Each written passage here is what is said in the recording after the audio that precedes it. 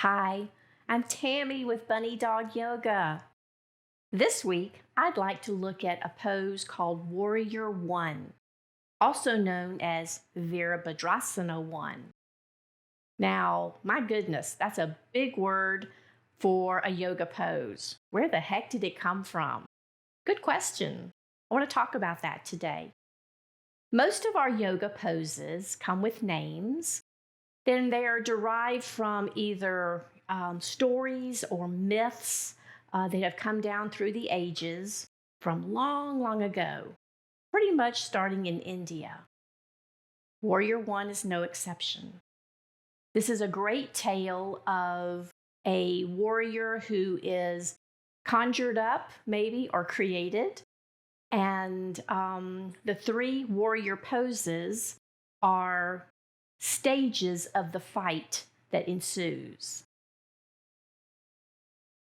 All three warrior poses, and some spin-offs of them, are tied to a story of a powerful priest named Daksha, who made a great yagna, which is a ritual sacrifice. But he did not invite his youngest daughter, Sati, and her husband, Shiva, to this ritual sacrifice. Remember, Shiva in Indian and Hindu folklore is the supreme ruler of the universe. Sati found out that they were not invited and decided to go alone to the yagna.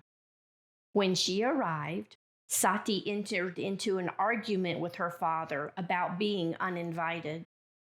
The argument became very heated, and unable to withstand his insults, she spoke a vow to her father. "Since it was you who gave me this body, I no longer wish to be associated with it."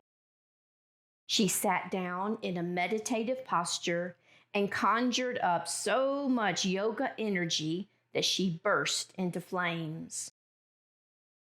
When Shiva heard of Sati's death, he was devastated. He pulled out a lock of his hair and beat it into the ground, where up rose a powerful warrior.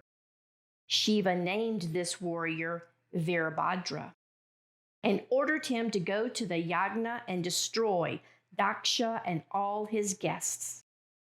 The name comes from Vira, which is hero in Sanskrit, and Bhadra, which is friend. Warrior One is Virabhadra presenting himself for the fight.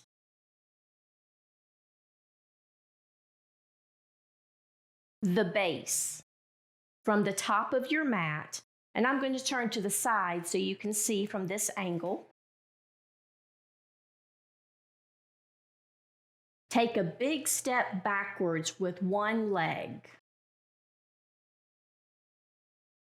Find a comfortable position between the legs. If your stance needs to be shorter, that's fine. The wider, the better. Allow your front foot to face the top of your mat. Your back foot is at about a 45-degree angle turned out. Not all the way out, and not, ooh, that's tough, straight forward, at an angle. I also encourage people to have their feet separated side to side. So maybe wiggle walk that front foot close to the edge of the mat and allow that back foot to be close to the edge of the mat. This will be your stance for the legs. The hips can float. Hips can float in Warrior One. Don't encourage the hips to try and crank all the way forward, and they certainly will not turn all the way to the side. Make it comfortable for your body. Upper body and shoulders. Let's encourage that to face the front of your mat. So you're going to feel that you are twisting to the right a little bit. Hips are comfortable. Twist the upper body towards the top of your mat. Put a generous bend in the front leg. Allow the arms to go overhead. And just like Virabhadra, rising up out of the ground with 2 swords in his hands, maybe he just brought 1 sword this time, and we clasp our hands together. Take your gaze up to the ceiling and maybe encourage a back bend. Warrior 1, Virabhadrasana 1.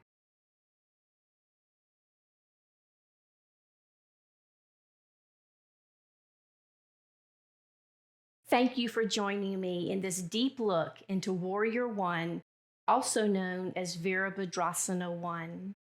If you want to know where we put this yoga pose in our yoga classes, I invite you to join me live online, in person, or through our video on demand section of our website at bunnydogyoga.com. Thanks again, and I'll see you on the mat.